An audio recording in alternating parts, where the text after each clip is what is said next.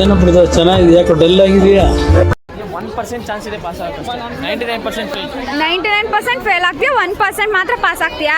Chance ಇದೆ ಅಷ್ಟೇ. ಅಷ್ಟೇ ಸುಮ್ಮನೆ ಪಕ್ಕ ಫೇಲ್ ಹಂಗಾದ್ರೆ? ಸರಿ ನೋಡ್ಕೊಳ್ಳೋಣ. EMT ಸಬ್ಜೆಕ್ಟು ಫೇಲ್ ಅಂತ ಹೇಳ್ತವನೆ, ಪಾಸ್ ಆಗ್ಬೇಕು ನನ್ನ ಮಗ, ಆಮೇಲೆ ಐತೆ ಇವನಿಗೆ. ಈ ಒಂದು ಅದ್ಭುತವಾದ ಕ್ಷಣಕ್ಕೆ ಭಾರತವೇ ಸಾಕ್ಷಿಯಾಗಿದೆ. ಹಲೋ, ನೆನೆ ಬರ್ಡೇ ಮುಗಿಸ್ಕೊಂಡು ಇವತ್ತು EMT ಬರ್ದಿದ್ದಾಳೆ. ಹೆಂಗ್ ಬರ್ದೆ ಬ್ರೋ? ಹೆಂಗ್ ಬರ್ದೆ? ಪಾಸ್ ಆಗ್ತೀಯ ತಾನೆ? ನನಗಂತೂ ಈ ಜೀವನವೇ ಬೇಸರವಾಗಿ ಹೋಗ್ಬಿಟ್ಟಿದೆ. ಹೆಂಗ್ ಬರ್ ಫೇಲ? ಆರೇಂಜಿಗೆ ಓದ್ತಿದ್ದಲೆ ತಗಿ ಆರೇಂಜಿಗೆ ಓದ್ತಿದ್ದಲೆ. ಎಲ್ಲರಿಗಿಂತ ಚೆನ್ನಾಗಿ ಓದಿದಂದ್ರೆ ನೀನು ಡೌಟ್ ಅಂತೀಯಲ್ಲ? ಏನು ಅರ್ಥವೇ ಆಗ್ತಿಲ್ವೇ ಈ ಕೇಸು?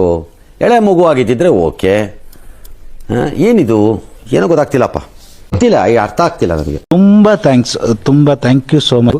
ಸಿಕ್ಕಾಪಟ್ಟೆ ಖುಷಿಯಾಗಿದೆ. ನನಗೆ ಏನು ಮಾತಾಡ್ಬೇಕಂತ ಗೊತ್ತಾಗ್ತಾ ಇಲ್ಲ.